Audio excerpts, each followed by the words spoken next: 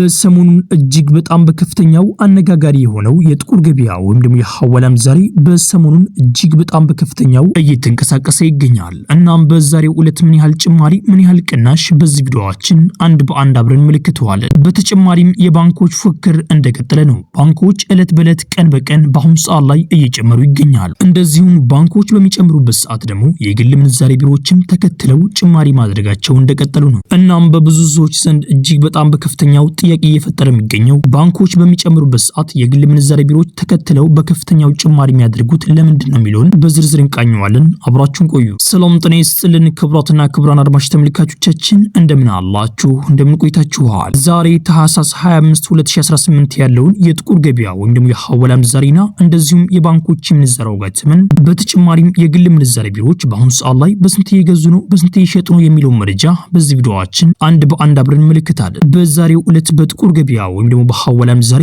የ14 ሀገራቶችን ምንዛሬ ዋጋ ተመን በተጨማሪ በባንኮች ደረጃ ደግሞ የ6 ባንኮችን ምንዛሬ ዋጋ ተመን ከ6 ባንኮች አሪፍ ምንዛሬ እየመነዘረ የሚገኘው ባንክ የትኛው ባንክ ነው የሚለው መረጃ በዚህ ቪዲዮአችን አንድ በአንድ አብረን እንቃኛለን። በተጨማሪም በግል ምንዛሬ ቢሮዎች የ6 ሀገራቶችን ምንዛሬ ዋጋ ተመን በዛሬው ዕለት ጨምሯል ወይስ ቀንሷል የሚለው መረጃ በዚህ ቪዲዮአችን አንድ በአንድ አብረን እንመለከታለን። በሰሞኑን የኢትዮጵያ ምንዛሬ እጅግ በጣም በከፍተኛው መንቀሳቀሱን እየተመለከትን እንገኛለን። አብሶም ደግሞ የባንኮች ምንዛሬ ዋጋ ተመን በበዓሎች አማካኝነት እንቅስቃሴ ማድረጋቸውን እንደቀጠሉ ነው። በሰሞኑን እንደተመለከትነው ከሆነ የባንኮች ፉክክር እንደቀጠለ ነው። ባንኮች ዕለት በዕለት ቀን በቀን በሚጨምሩበት ሰዓት የግል ምንዛሬ ቢሮዎችም ተከትለው እጅግ በጣም ከፍተኛ ጭማሪ ማሳየታቸውንም እንደቀጠሉ ነው። የግል ምንዛሬ ቢሮዎች ጭማሪ የሚያደርጉበት ምክንያት የባንኮች ምንዛሬ ዋጋ ተመን እናም የግል ምንዛሬ ቢሮዎች ሲስተያይ የግል ምንዛሬ ቢሮዎች የተሻለ ሆኖ መገኘት ስላለበት ነው። አለበለዚያ ከስተመር ስለማያገኙ ነው። የግል ምንዛሬ ቢሮዎችና የባንኮች ምንዛሬ ዋጋ ተመን እኩል የምንዛሬ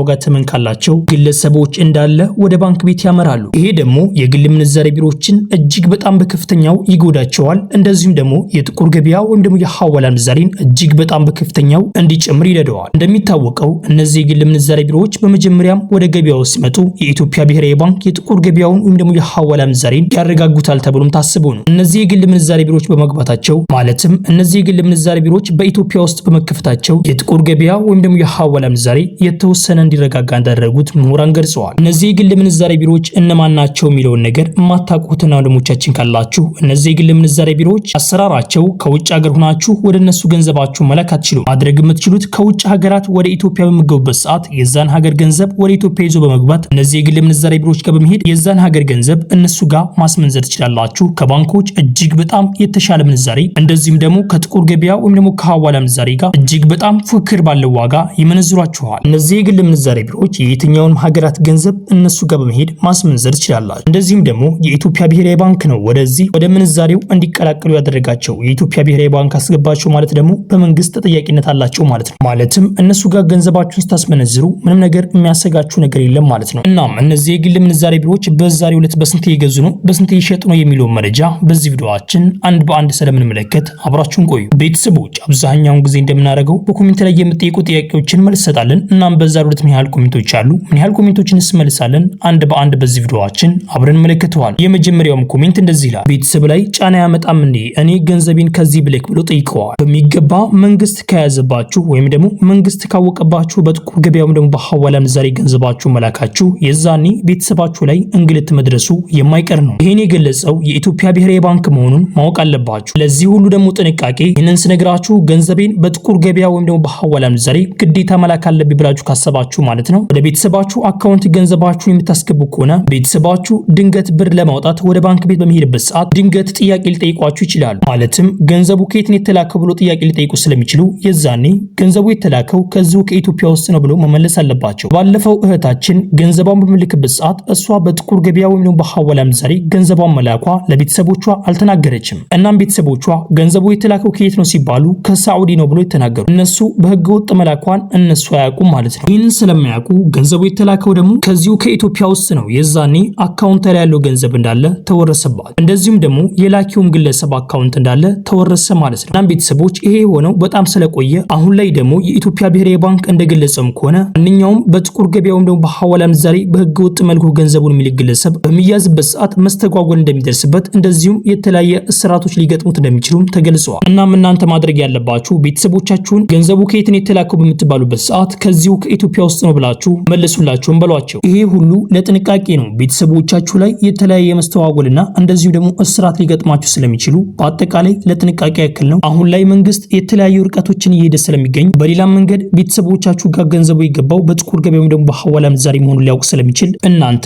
ገንዘባችሁን ስትልኩ በጣም ጥንቃቄ ልታደርጉ ይገባል። ቤተሰቦቻችሁ ላይ እንግልት ከመድረሱ በፊት እናንተም ገንዘባችሁን በጥቁር ገበያ ወይም ደግሞ በሐዋላ ምንዛሬ ስትልኩ በደንብ አጣርታችሁ ገንዘባችሁን ብትልኩ የተሻለ ይመስለኛል። በኮሜንት ላይ እንደተመለከትነው ከሆነ አንዳንዶቻችሁ ገንዘባችሁን በባንክ ቢመላክ ትፈልጋላችሁ። ነገር ግን አላላኩን ስለማታውቁበት እንደዚሁም ደግሞ የጥቁር ገበያ ወይም ደግሞ የሐዋላ ምንዛሬ በሱ ገንዘባችሁን ለመላክ በጣም ቀላል መንገድ ስለሆነ ለባንክ ቢል ለመላክ ደግሞ ብዙ ተአቦች ስላሉት ለዛም ነው አብዛኞቻችሁ በጥቁር ገበያ ወይም ደግሞ በሐዋላ ምንዛሬ እንደዚሁም በህገወጥ መልኩ ገንዘባችሁ መላክ የምትፈልጉ። ኢትዮጵያ ብሔራዊ ባንክም እንደተናገረም ከሆነ ይህን ነገር እናስተካክላለን ብለዋል። እንደዚህም ደግሞ ወደ ኢትዮጵያ ባንኮች ገንዘባችሁን በምትልኩበት ሰዓት በጣም የተሻለ ነገር የምታገኙበትን ከጥቁር ገበያ ወይም ደግሞ ከሐዋላ ምንዛሬ በጣም የተሻለ የምትጠቀሙበት መንገድ እያመቻቸም እንደሆነ የኢትዮጵያ ንግድ ባንክ ገልጸዋል። እሱም በውጭ ሀገር ለሚገኙ ኢትዮጵያውያን የተለያዩ ብድሮችን እያዘጋጀ መሆኑን ተናግረዋል። እናም እስካሁን ድረስ የኢትዮጵያ ንግድ ባንክ በዚህ ጉዳይ ላይ አዲስ መግለጫ የለውም። በዚህ ጉዳይ ላይ አዲስ መግለጫ ሲያወጣ ወዲያውኑ ወደ እናንተ እናደርሳችኋለን። ቤተሰቡ እጅግ በጣም ያልተመለሱ ኮሜንቶች አሉ፣ ስለ ፋይዳ መታወቂያ ወዘተ የመሳሰሉ ጥያቄዎች አሉ።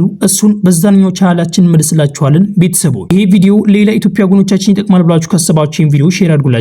እንደዚሁም ደግሞ ቪዲዮውን ላይክ ማድረግ ሌላ ኢትዮጵያ ጎኖቻችን ጋር ተደራሽ ማድረግ ትችላላችሁ። ቻናላችን ደግሞ ሰብስክራይብ በማድረግ ቀጣይ የምንለቃችሁ ቪዲዮዎች በፍጥነት እንድርሳችሁ ማድረግ ትችላላችሁ። ያላችሁን ደግሞ አስተያየት በኮሜንት ላይ ጻፉልኝ። ጥያቄም ካላችሁ በኮሜንት ላይ አሳውቁኝ። የምናውቀው ከሆነ እንመልስላችኋለን። ቤተሰቡ ቪዲዮውን ላይክ ያደርጋችሁ እስከ ቪዲዮ መጨረሻ አብራችሁን ቆዩ። በቅድሚያም የምናገኘው አንድ የአሜሪካን ዶላር በአሁኑ ሰዓት ላይ በጥቁር ገበያ ሐዋላ ምንዛሬ እየተመነዘረበት ያለው ዋጋ 186 ብር ከ68 ሳንቲም እየተመነዘረ ሲሆን 100 የአሜሪካን ዶላሮች ደግሞ 18668 ብር በኢትዮጵያ በጥቁር ገበያ ሐዋላ ምንዛሬ በዛሬው ዕለት ሲመነዘር ይውላል። የአሜሪካን ዶላርን በአሁኑ ሰዓት ላይ በከፍተኛ ዋጋ ይዞ የሚገኘው ባንክ የአምሃራ ባንክ ነው። የአምሃራ ባንክ አንድ የአሜሪካን ዶላር እየገዛበት ያለው ዋጋ 152 ብር ከ81 ሳንቲም እየገዛ ሲሆን እየሸጠበት ያለው ዋጋ ደግሞ 155 ብር ከ87 ሳንቲም እነሱ ይታሉ። የኢትዮጵያ ንግድ ባንክ አንድ የአሜሪካን ዶላር እየገዛበት ያለው ዋጋ 151 ብር ከ60 ሳንቲም እየገዛ ሲሆን እየሸጠበት ያለው ዋጋ ደግሞ 154 ብር ከ64 ሳንቲም እነሱ ይታሉ። የግል ምንዛሬ ቢሮዎች በአሁኑ ሰዓት ላይ አንድ የአሜሪካን ዶላር እየገዙበት ያለው ዋጋ 177 ብር ከ80 ሳንቲም እየገዙ ሲሆን እየሸጡበት ያለው ዋጋ ደግሞ 181 ብር ከ35 ሳንቲም እነሱ ይታሉ። በቀጣይ የምናገኘው አንድ ዩሮ በአሁኑ ሰዓት ላይ በጥቁር ገበያ ሐዋላ ምንዛሬ እየተመነዘረበት ያለው ዋጋ 218 ብር ከ82 ሳንቲም እየተመነዘረ ሲሆን 100 ዩሮዎች ደግሞ 21882 ብር በኢትዮጵያ በጥቁር ገበያ ሐዋላ ምንዛሬ በዛሬው ዕለት ሲመነዘር ይውላል። በቀጣይ የምናገኘው አንድ የስዊስ ፍራንክ በአሁኑ ሰዓት ላይ በጥቁር ገበያ ሐዋላ ምንዛሬ እየተመነዘረበት ያለው ዋጋ 235 ብር ከ67 ሳንቲም እየተመነዘረ ሲሆን 100 የስዊስ ፍራንኮች ደግሞ 23567 ብር በኢትዮጵያ በጥቁር ገበያ ሐዋላ ምንዛሬ በዛሬው ዕለት ሲመነዘር ይውላል። በቀጣይ የምናገኘው አንድ የካናዳ ዶላር በአሁኑ ሰዓት ላይ በጥቁር ገበያ ሐዋላ ምንዛሬ እየተመነዘረበት ያለው ዋጋ 135 ብር ከ93 ሳንቲም እየተመነዘረ ሲሆን 100 የካናዳ ዶላሮች ደግሞ 13593 ብር በኢትዮጵያ በጥቁር ገበያ ሐዋላ ምንዛሬ በዛሬው ዕለት ሲመነዘር ይውላል። በቀጣይ የምናገኘው አንድ ፓውንድ ስተርሊንግ በአሁኑ ሰዓት ላይ በጥቁር ገበያ ሐዋላ ምንዛሬ እየተመነዘረበት ያለው ዋጋ 251 ብር ከ34 ሳንቲም እየተመነዘረ ሲሆን 100 ፓውንድ ስተርሊንግ ደግሞ 25134 ብር በኢትዮጵያ በጥቁር ገበያ ሐዋላ ምንዛሬ በዛሬው ዕለት ሲመነዘር ይውላል። የፓውንድ ስተርሊንግ በአሁኑ ሰዓት ላይ በከፍተኛ ዋጋ ይዞ የሚገኘው ባንክ የአምሃራ ባንክ ነው። የአምሃራ ባንክ አንድ ፓውንድ ስተርሊንግ በአሁኑ ሰዓት ላይ ገዛበት ያለው ዋጋ 205 ብር ከ92 ሳንቲም እየገዛ ሲሆን እየሸጠበት ያለው ዋጋ ደግሞ 210 ብር ከ04 ሳንቲም እነሱ ይሸጣሉ። የኢትዮጵያ ንግድ ባንክ አንድ ፓውንድ ስተርሊንግ በአሁኑ ሰዓት ላይ ገዛበት ያለው ዋጋ 198 ብር ከ38 ሳንቲም እየገዛ ሲሆን እየሸጠበት ያለው ዋጋ ደግሞ 202 ብር ከ35 ሳንቲም እነሱ ይሸጣሉ። የግል ምንዛሬ ቢሮዎች በአሁኑ ሰዓት ላይ አንድ ፓውንድ ስተርሊንግ እየገዙበት ያለው ዋጋ 227 ብር ከ70 ሳንቲም እየገዙ ሲሆን እየሸጡበት ያለው ዋጋ ደግሞ 232 ብር ከ25 ሳንቲም እነሱ ይሸጣሉ። በቀጣይ የምናገኘው አንድ ኪዩት ዲናር በአሁኑ ሰዓት ላይ በጥቁር ገበያ ሐዋላ ምንዛሬ እየተመነዘረበት ያለው ዋጋ 670 ብር ከ48 ሳንቲም እየተመነዘረ ሲሆን 100 የኪዩት ዲናሮች ደግሞ 60748 ብር በኢትዮጵያ በጥቁር ገበያ ሐዋላ ምንዛሬ በዛሬው ዕለት ሲመነዘር ይውላል። የኪዩት ዲናርን በአሁኑ ሰዓት ላይ በከፍተኛ ዋጋ ይዞ የሚገኘው ባንክ የኦሮሚያ ባንክ ነው። የኦሮሚያ ባንክ አንድ የኪዩት ዲናር በአሁኑ ሰዓት ላይ ገዛበት ያለው ዋጋ 495 ብር ከ94 ሳንቲም እየገዛ ሲሆን እየሸጠበት ያለው ዋጋ ደግሞ 505 ብር ከ86 ሳንቲም እነሱ ይሸጣሉ። በቀጣይ የምናገኘው አንድ የዱባይ ድርሃም በአሁኑ ሰዓት ላይ በጥቁር ገበያ ሐዋላ ምንዛሬ እየተመነዘረበት ያለው ዋጋ 50 ብር ከ83 ሳንቲም እየተመነዘረ ሲሆን 100 የዱባይ ድርሃሞች ደግሞ 5083 ብር በኢትዮጵያ በጥቁር ገበያ ሐዋላ ምንዛሬ በዛሬው ዕለት ሲመነዘር ይውላል። የዱባይ ድርሃምን በአሁኑ ሰዓት ላይ በከፍተኛ ዋጋ ይዞ የሚገኘው ባንክ የአዋሽ ባንክ ነው። የአዋሽ ባንክ አንድ የዱባይ ድርሃም እየገዛበት ያለው ዋጋ 43 ብር ከ95 ሳንቲም እየገዛ ሲሆን እየሸጠበት ያለው ዋጋ ደግሞ 44 ብር ከ83 ሳንቲም እነሱ ይሸጣሉ። የኢትዮጵያ ንግድ ባንክ አንድ የዱባይ ድርሃም እየገዛበት ያለው ዋጋ 41 ብር ከ28 ሳንቲም እየገዛ ሲሆን እየሸጠበት ያለው ዋጋ ደግሞ 42 ብር ከ10 ሳንቲም እነሱ ይሸጣሉ። የግል ምንዛሬ ቢሮዎች በአሁኑ ሰዓት ላይ አንድ የዱባይ ድርሃም እየገዙበት ያለው ዋጋ 47 ብር ከ70 ሳንቲም እየገዙ ሲሆን እየሸጠበት ያለው ዋጋ ደግሞ 48 ብር ከ65 ሳንቲም እነሱ ይሸጣሉ። በቀጣይ የምናገኘው አንድ የሳዑዲ ሪያል በአሁኑ ሰዓት ላይ በጥቁር ገበያ ሐዋላ ምንዛሬም እየተመነዘረበት ያለው ዋጋ 49 ብር ከ78 ሳንቲም እየተመነዘረ ሲሆን 100 የሳዑዲ ሪያሎች ደግሞ 4978 ብር በኢትዮጵያ በጥቁር ገበያ ሐዋላ ምንዛሬም በዛሬው ዕለት ሲመዛ ይውላል። የሳዑዲ ሪያልን በአሁኑ ሰዓት ላይ በከፍተኛ ዋጋ ይዛ የሚገኘው ባንክ የአዋሽ ባንክ ነው። የአዋሽ ባንክ አንድ የሳዑዲ ሪያል እየገዛበት ያለው ዋጋ 43 ብር ከ01 ሳንቲም እየገዛ ሲሆን እየሸጠበት ያለው ዋጋ ደግሞ 43 ብር ከ87 ሳንቲም እነሱ ይሸጣሉ። የኢትዮጵያ ንግድ ባንክ አንድ የሳዑዲ ሪያል እየገዛበት ያለው ዋጋ 40 ብር ከ40 ሳንቲም እየገዛ ሲሆን እየሸጠበት ያለው ዋጋ ደግሞ 41 ብር ከ21 ሳንቲም እነሱ ይሸጣሉ። የግል ምንዛሬ ቢሮዎች በአሁኑ ሰዓት ላይ አንድ የሳዑዲ ሪያል እየገዙበት ያለው ዋጋ 47 ብር ከ00 ሳንቲም እየገዙ ሲሆን እየሸጠበት ያለው ዋጋ ደግሞ 47 ብር ከ94 ሳንቲም እነሱ ይሸጣሉ። በቀጣይ የምናገኘው አንድ ኦማን ሪያል በአሁኑ ሰዓት ላይ በጥቁር ገበያ ሐዋላ ምንዛሬ እየተመነዘረበት ያለው ዋጋ 485 ብር ከ47 ሳንቲም እየተመነዘረ ሲሆን 100 ኦማን ሪያሎች ደግሞ 48547 ብር በኢትዮጵያ በጥቁር ገበያ ሐዋላ ምንዛሬ በዛሬው ዕለት ሲመዛ ይውላል። በቀጣይ የምናገኘው አንድ ጆርዳን ዲናር በአሁኑ ሰዓት ላይ በጥቁር ገበያ ሐዋላ ምንዛሬ እየተመነዘረበት ያለው ዋጋ 263 ብር ከ31 ሳንቲም እየተመነዘረ ሲሆን 100 የጆርዳን ዲናሮች ደግሞ 26331 ብር በኢትዮጵያ በጥቁር ገበያ ሐዋላ ምንዛሬ በዛሬው ዕለት ሲመዛ ይውላል። በቀጣይ የምናገኘው አንድ ባህሪን ዲናር በአሁኑ ሰዓት ላይ በጥቁር ገበያ ሐዋላ ምንዛሬ እየተመነዘረበት ያለው ዋጋ 494